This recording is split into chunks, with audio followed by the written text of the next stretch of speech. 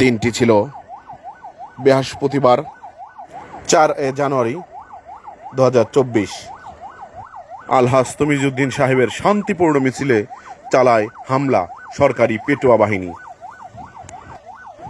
সেখানে সক্রিয় ছিল বিএনপির এক ত্যাগী নেতা, তার নাম না বললেই চলে না, ধামরাই উপজেলার সংগ্রামী সভাপতি জনাব আলহাজ তমিজউদ্দিন সাহেব।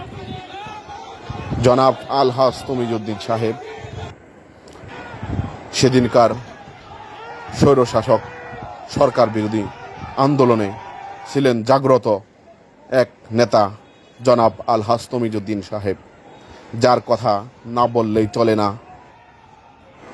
অনেকবার খেটেছেন জেল, এবং কি কত শত যে মামলা ছিল এই আলহাজ তমিজউদ্দিন সাহেবের নামে, তবুও তিনি পিছু হটেনি, চালিয়ে যাবে সংগ্রাম। তার মুখে ছিল স্লোগান, ইনশাআল্লাহ বিজয় একদিন হবে, বিজয় একদিন হবে।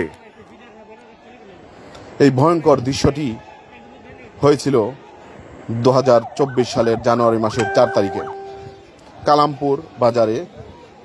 এই ঘটনাটি ঘটেছিল। তিনি আর কেউ নেই, ধামরাই উপজেলার সংগ্রামী সভাপতি আলহাজ তমিজউদ্দিন সাহেব।